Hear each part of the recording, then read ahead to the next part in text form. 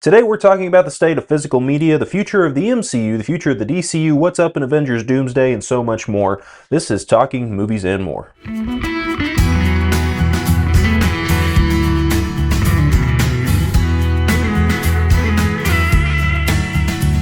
Welcome back to the channel, everyone. We love talking about movies and more. I'm your host, Mason Phillips. This is the 5th episode of my new podcast, Talking Movies and More. Again, I have said we're intercutting this podcast with episodes of the Assembly Cut that I do with Hayden Smalley. Me and him have been talking. We're going to be filming another episode of that very soon, but right now there's only one episode of the Assembly Cut up on the channel right now. So in the meantime, when me and him aren't able to get together and record an episode, you get Talking Movies and More, this one-on-one session with me and you. So with all that out of the way, I've got about 4 or 5 topics I want to focus on, and the first one is the state of physical media. So there's been this whole story, and I mean, I'm sure a lot of you have already seen this already, but PlayStation came out and said by 2028 they're going to be phasing out physical media. You're not really going to be able to access physical media. I believe this also means they're going to be phasing out disk drives, so you're only going to be able to buy digital versions of probably the PlayStation 6 and 7. Going forward, there's not going to be a way to play physical media on your console, and which is really frustrating, because what I don't like about this is what it will mean for the entire industry.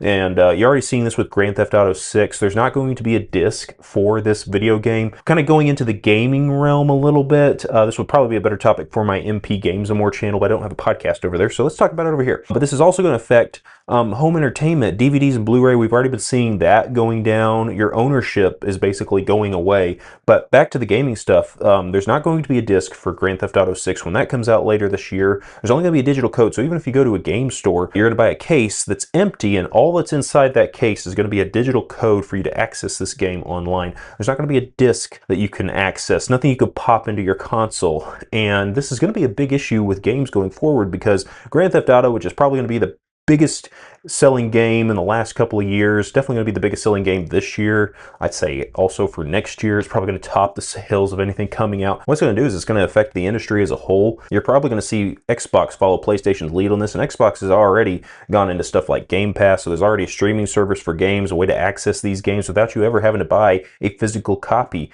of the game you're playing. And I mean, and at the end of the day, are you really owning that game? Is there any true ownership over these games? And what we've been hearing a lot is you will be able to buy these games, you buy a license to play these games, but you do not actually own the game. It's not like the PlayStation 2 days, the PlayStation 3 days, even the PS4 days of owning your own game, a copy of your game. So what this also really does is any gamers who don't have great internet access, it's really going to hamper gamers who can't stream anything. They're not going to have access to any of the new games. They're not going to be able to access a lot of their older games probably that they've already bought digitally. So that's going to be an issue. It's not as big of an issue in most cases, but that's one thing to take into consideration. Again, no ownership over your games, which also means no sharing of games. This is going to hurt some gaming communities. I mean, I remember growing up, I would lend games to friends, or they would lend games to me, games that I hadn't played, they hadn't played, and so you're not going to have this sense of community of sending a game over to let somebody borrow it. I remember back in the PS4 days when Xbox announced that you download a game for the Xbox One, but you couldn't,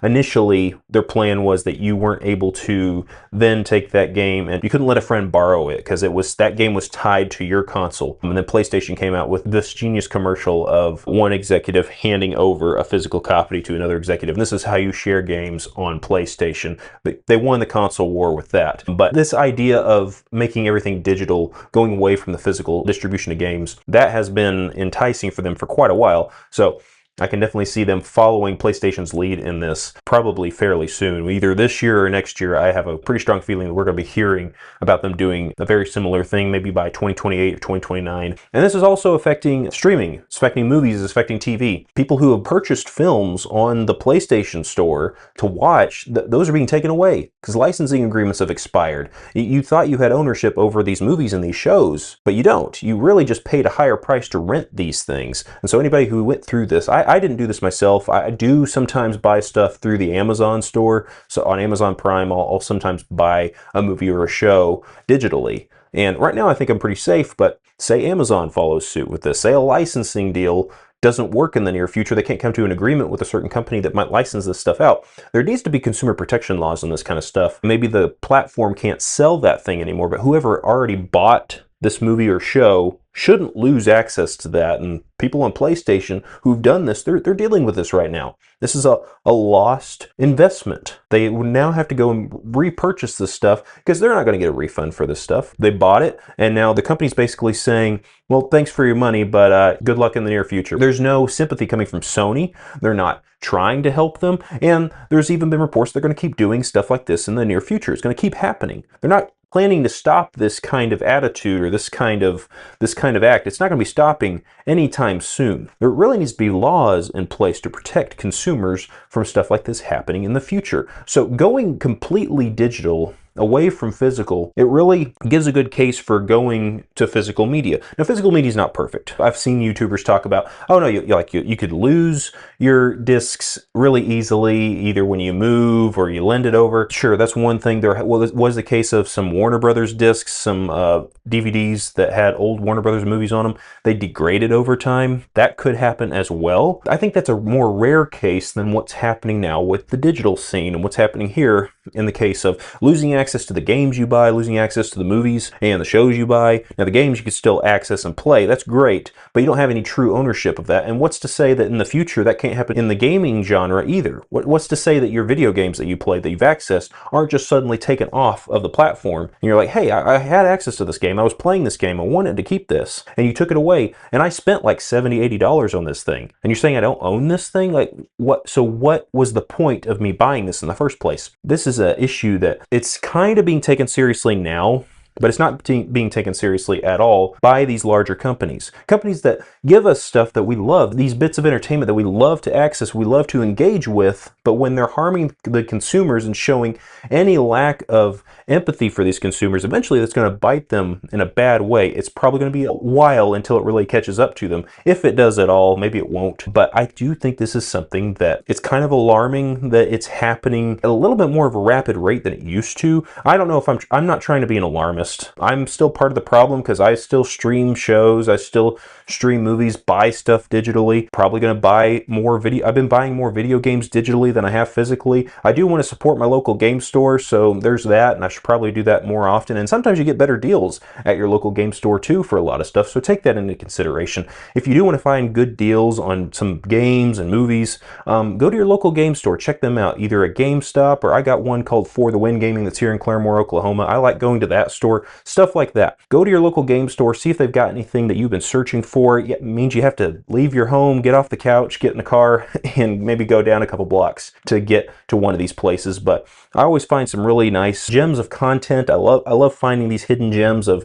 some movies I've been looking for, some games that were like once posted for $60 and I'm finding for about $10 or $15 at my local game store that I would have had to pay for so much more on either the PlayStation store or the Xbox store or just, at another retailer like Walmart or Target, but I found it for so much cheaper at one of these local game stores. Look for stuff like that. Support these smaller businesses because, they like engaging with the community too, and that's what we need to do. Stay as gamers, as people just loving this entertainment and physical media. It's kind of up to us to keep it alive, and I don't know if there's enough of us that even care about this. I do care about this. I got a pretty substantial collection of physical media. I don't have as big of a collection as I used to. I have sold some stuff off, but I'm trying to get back into that now, and I love having my big collection of games, my collection of movies to show off, and of course, when you go more digitally, do you feel as proud of your digital collection as you do of your physical collection? I know I don't really. It's easy to access. I can just go on, turn my PlayStation on, access all my games that way. Yeah, it's more convenient,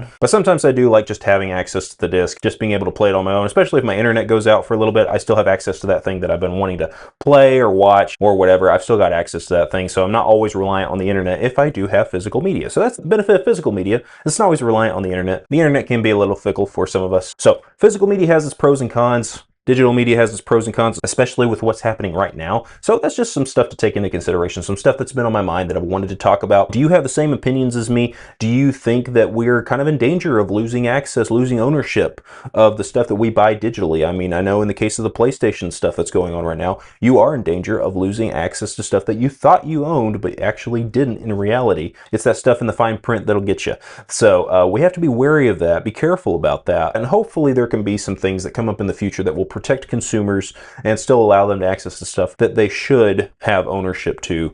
And unfortunately right now that's not the case, but hopefully that will change in the near future. Again, go down in the comment section, let me know your thoughts on all this stuff. Do you think I'm way out of line here, or do you think I made some good points? I'd love to hear your thoughts. All right, the next thing I want to talk about has to do with the DCU right now, so there's still more fallout coming from the whole Supergirl debacle. I've said this before, I did like the movie more than most. I do recognize it had a lot of problems, and did I love the movie? No. Did I hate the movie? No. I just thought it was kind of okay, but I did expect a lot more from the second outing of the DCU. It should have been a lot better, especially in the case of the source material it's based on. For it being the second movie in the DCU, it should have been much better than it actually was, and so it didn't really instill a lot of faith with most DC fans. I can't say that we're really excited for where at least these characters right now are going to go. Is there any really true direction for the DCU? Yes, we have Man of Tomorrow coming out. We still got Lanterns. We got Clayface. But what are we supposed to expect from this current DCU? And unfortunately, it just seems like the direction is very split right now, especially in the case of Supergirl. There was competing cuts between the director Craig Gillespie and the co-CEO James Gunn in DC Studios. When it came down to the test screenings, there were competing cuts about which one was going to win. So it kind of became a director versus studio kind of situation. And when James Gunn has said stuff in the past of they're only going to make a movie based on a script that they completely believe in before they go into production on a film, that he's going to let the creatives really have creative freedom here. And then you get something like Supergirl and all the stories coming out of this movie, and it really makes you question what is happening here and why did Gunn say one thing and we're experiencing something completely different here. So it's put into question, what's the leadership of Gunn look like? And right now it kind of seems like he's a micromanager, like he's going in and you need him to be the one to shepherd the overall plan of the DCU. But I said this before in a previous video, Gunn's got to decide, is he going to direct these projects? Is he going to just oversee these projects? Is he going to be a true studio head, or is he just going to kind of, get in there and micromanage every little thing that comes his way? And this is no knock against James Gunn. I'm a James Gunn fan, but is he a better director than he is a studio head? We saw this with Kathleen Kennedy with Lucasfilm, that she's a great producer, but maybe not a great studio head. We definitely saw that she wasn't a great studio head, but she was a great producer. Is James Gunn in the same category of he's a great director, but he may not be the best person to run DC Studios? And I'm just saying this in a speculative manner. We've only had one movie, one project with the DCU that really hasn't worked. Everything else has been good. I mean, I really enjoyed Superman. Superman was good. I enjoy Creature Commandos. I still haven't seen Peacemaker Season 2 yet, but that season overall was received pretty well. So we still got Lanterns on the way. We've got Clayface, got Man of Tomorrow. Man of Tomorrow is directed by Gunn, so I'm pretty sure that one's going to be all right. I'm not really worried about that one. But Clayface and Lanterns, I don't know what to expect out of these two projects. There's some things that I've heard about Lanterns being good, but maybe not as good as the studio's been hoping, or the early reactions are hoping that the show is going to be. Kind of same thing with Clayface of initially it seems like it's been received well, but they're going to be doing some reshoots, adding some stuff. We'll see if that really works out to either the betterment of that project or the detriment of the project. And I really hope for success for DC. But if we keep going down the same path, I gotta say I might be losing some excitement for Gunn's direction. I'm not calling for him to be removed right now. I don't want him to be removed right now because I still want to see what he's got for us. But there have been other projects that he's talked about in the future, especially in that announcement video. Booster Gold, Paradise Lost, The Waller Show, The Authority movie, the Swamp Thing film, all these other projects that we really haven't seen much traction on. Batman the Brave and the Bold, at this point I don't think it's going to be directed by Andy Muschietti like he said. I've heard reports that Gunn might decide to direct that himself. I don't think that's a good idea because I don't think Gunn and Batman, I don't think that style really meshes very well. I'm just kind of in a wait and see mode with DC right now. I'm not saying that everything's on fire. Everything's not on fire. Some people are out there saying that, we need to scrap everything right now, just restart once again. And I'm saying, let's wait and see. Now, Supergirl may have not been as good as we hoped it was, but let's wait and see. Now, if Supergirl's an indication of the leadership of Gunn at DC, then yeah, we have a problem on our hands. If everything that's not specifically his is received this way, or is so tightly micromanaged that way that the creatives don't have any freedom to go outside of Gunn's vision, that could be a real problem for where the future of this universe is supposed to go. And is this universe really building towards anything, or do we just have a bunch of one-off projects that don't really build upon the next thing? I mean, we have that issue with Supergirl. There's no post-credit scene. Okay, that's one thing, but if you're not going to have post-credit scenes, then the end of your movie needs to probably tease where is your universe going. I kind of gave Superman a pass because it was the first one out the gate, but you look at the MCU and you had an instance of, at the end of Iron Man, Spider-Man, you had that post-credit scene, and Marvel didn't know where this was going to go at the time when they filmed this, but you had the post-credit scene with Nick Fury teasing the Avenger Initiative. So you knew the Avengers were probably on the way. That's what Kevin Feige wanted to do. He wasn't sure if they were going to get a chance to do that, but he was at least laying the groundwork so that they could do that if they were successful enough and they were able to get to that point. I don't think Gunn really has set that up to build towards something like the Justice League or this big overarching story. We've got chapter 1, Gods and Monsters, but what's that chapter really about? What's the book that we're building here? What's this book really supposed to be about? And we don't really have an indication of where this is going just yet. I'm hoping that projects like, I was hoping Supergirl was going to do this. It didn't really do this. I'm hoping that Lanterns will.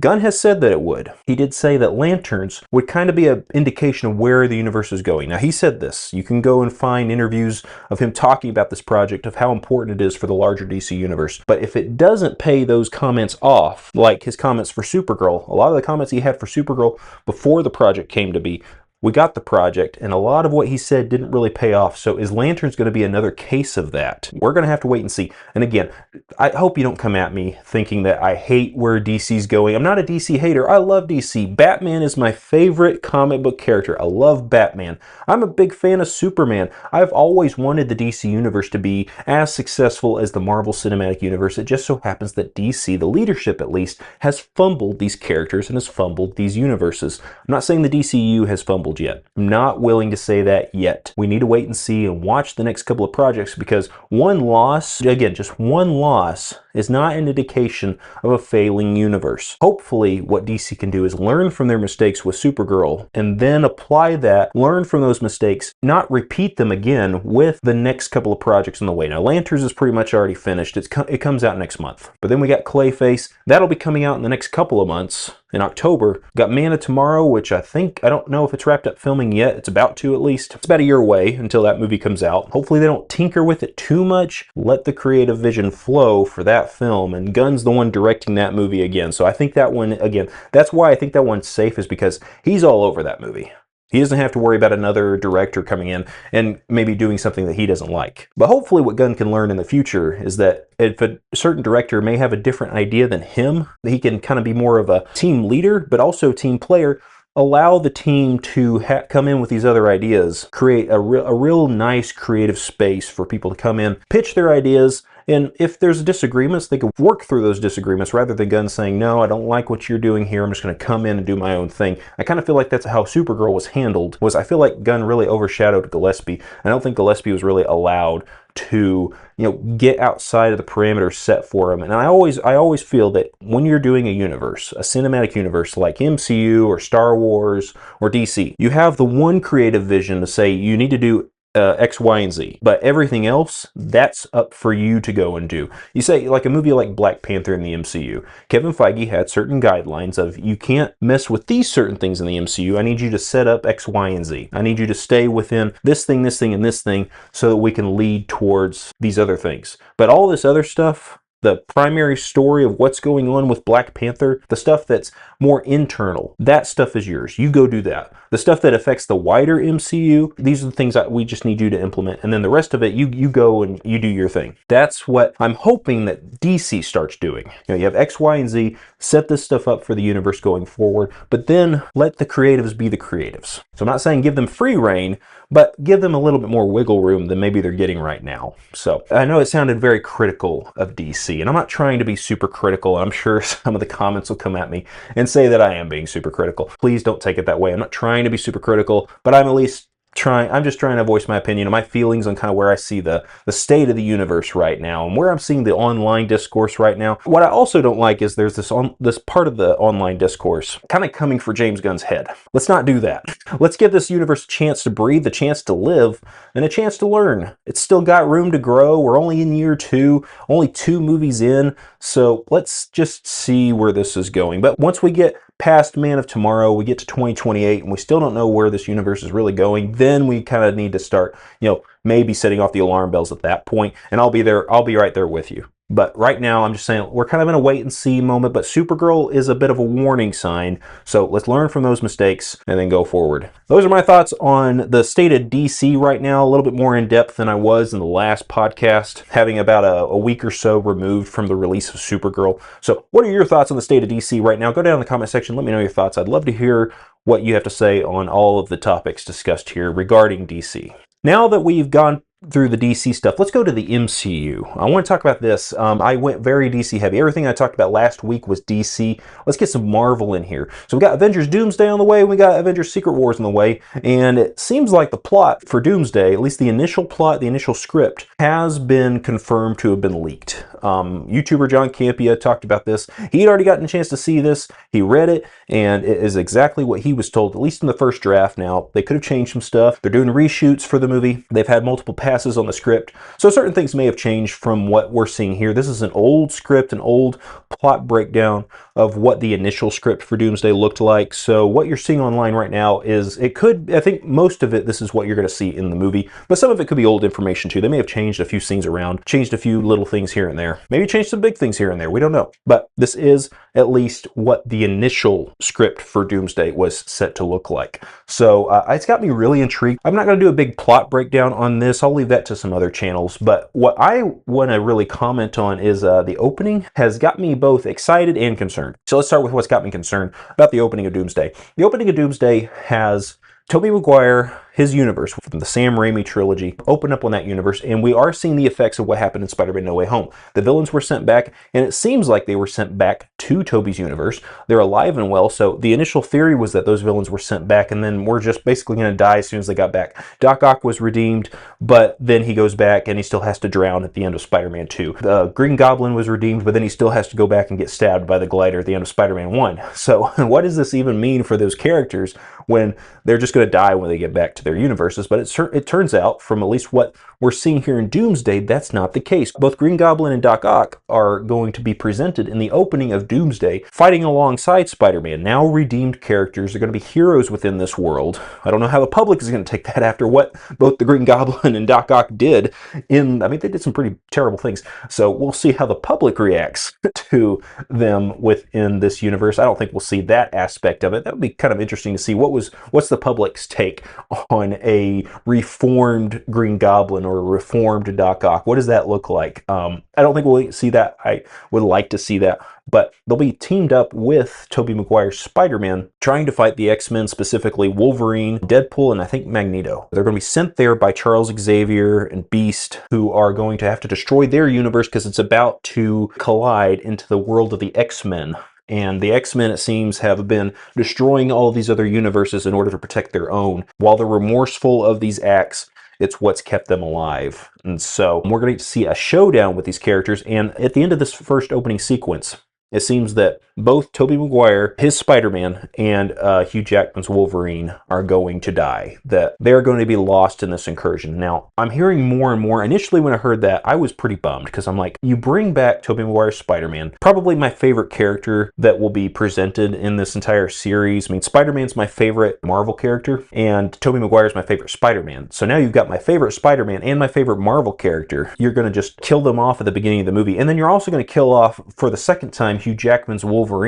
Or it's a different Wolverine, not the same one that he played. That version died in Logan. But another version of Hugh Jackman's Wolverine we're going to see perish. Together on screen for the first time, but not working together, fighting against each other, and then that whole Sam Raimi world will just go away. It was kind of going to leave me bummed out through the rest of the movie. I'm like, this movie that I'm super excited for, but now I've just got the sour taste in my mouth because I was really hoping that these characters would be able to thrive and live through this entire experience. Interact with all these other characters like Captain America and Iron Man, all these other characters, because there's going to be an Iron Man in there. I know Robert Downey Jr. is playing Dr. Doom, but he's going to play Iron Man 2. I can guarantee that. Either in Doomsday or Secret Wars, one or the other. We're actually hearing that he might be Iron Man in Secret Wars, but we'll get to that in a little bit. But I was kind of bummed out initially, but then I'm hearing what I just said about Secret Wars. Stuff's coming out about that movie, and it seems that all the Spider-Men, either they perished, like Tobey Maguire's version perished at the beginning of the movie. A version of him will be resurrected, and it kind of seems like everybody's pretty much going to die at the end of Doomsday, and then Dr. Doom will resurrect all these characters, minus the memories they had of the previous world. All they're going to know is Battle World and the world that he formed. They're going to be like that going into Secret War. So it's a more extreme version of what they did in Infinity War. In Infinity War, Thanos got rid of half the universe, but half the heroes were still left. This time, everybody's gone. Well, everybody's gone, but then everybody comes back. So it seems like although the characters that we've loved for years, may die early on in the movie, they'll come back again in a larger way in Secret Wars. And most of the heroes we're going to follow throughout Doomsday will also probably perish at the end of the movie, but then a version of them will come back in Secret Wars. And that's also where we're going to get another version of Tony Stark, also probably played by Robert Downey Jr. From some leaks we're hearing about Secret Wars as well. Really excited and pumped. And there's one sequence I really wanted to talk about, and this will now go into Secret Wars, is when we see the Robert Downey Jr. Iron Man. The first time we're going to find him is going to be in a casino, and what I'm hoping is that when we cut to that scene, it's going to be like a certain character says, I hope that our plan is working. And then it will cut to like it did in the first Iron Man when we first see Tony Stark in Vegas. I'm hoping that's kind of what they do here again, where a character might say something like that, and then it cuts to Stark playing it like a craps table or something. He says, working, and it's a call back to the first Iron Man movie. And that's just something I hope that they play with and hope they've thought about. If I thought about it, I think that they may have thought about it too. So looking forward to stuff like that. Initially, again, I was bummed when I heard all these characters were going to be dying early on, like Tobey Maguire's Spider-Man and Hugh Jackman's Wolverine, but knowing that they'll probably be coming back. And the same thing I heard about Loki. We've been wanting Chris Hemsworth's Thor and Tom Hiddleston's Loki from the Loki show to meet, but I've been hearing that Loki is probably going to die off screen. Like, we're going to see him interact with Captain America, with Steve Rogers. But then when these heroes come to the TVA, Loki's going to be dead, and Thor will get there and see his lifeless body. I feel like we were robbed at that moment of Loki and Thor being able to interact with each other. But then I've heard in Secret Wars, Loki will be restored by Doctor Doom. And it won't be quite the same, I don't think, until all the characters start remembering things, because there's going to be a trigger, then they'll start remembering their old lives. So at that point, that's when that Thor and that Loki will have their interaction and finally meet. Both be reunited and meet for the first time in a certain way, and that's where we're going to have those kind of interactions. So stuff we're expecting to get in Doomsday probably won't necessarily happen in Doomsday. It will be saved for Secret Wars. So we're not going to be robbed at that moment. We're just going to have to wait for moments like that for just a little bit longer. But I think both Doomsday, because of this, I think Doomsday and Secret Wars are going to be insane moments at the theater. I can't say that they're going to be better than Infinity War or Endgame, because, again, I've said this in the past, that the lead up to these movies, there really hasn't been a lead up. That's why they're kind of making these next two Avengers movies more so sequels to Endgame rather than a follow-up, a true follow-up to everything that's been through the Multiverse Saga, because the Multiverse Saga really hinged on Kang. After the whole Jonathan Majors incident and everything they did with the character in Ant-Man and the Wasp: Quantumania, they really killed all the momentum for that character and building him up as the true villain. In the perfect world, all I would have done was recast Kang and stayed with that villain, probably. I think it may have been more impactful,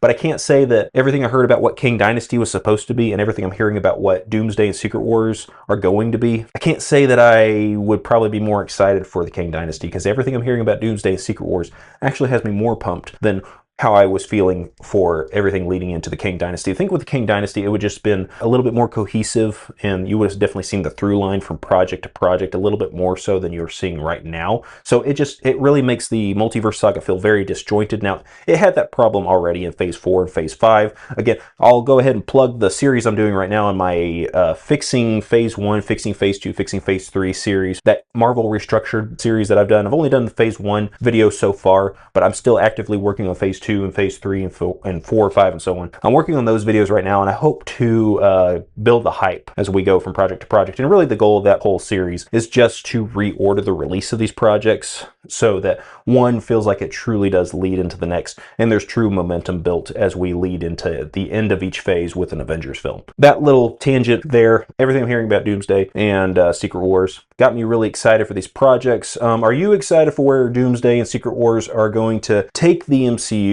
And I'd say wrap up the multiverse, but the Russo brothers are also talking about this being the start of a phase 0, kind of a reset for the MCU, and Kevin Feige has said as much, that that's what these films are really meant to be, is a reset for the MCU, so they kind of have a clean slate and maybe get back that goodwill that they lost in the Multiverse Saga, then get back again with fans going forward. I've enjoyed all of the recent projects with the MCU. This year has been a very good year for Marvel. Last year I thought was mostly a good year, Captain America Brave New World notwithstanding, but Thought last year was a pretty good year for Marvel. This year has been a very good year so far. Super excited for Spider-Man Brand New Day, for Vision Quest. X-Men 97 Season 2 is on right now. It's getting rave reviews. I loved the Wonder Man show. Daredevil Born Again Season 2 was a huge step up from Daredevil Born Again Season 1 for me. So I'm so excited for Marvel this year. I may not have been excited through all of the Multiverse Saga, but I can at least be excited for where we are currently going into the next couple of Avengers movies.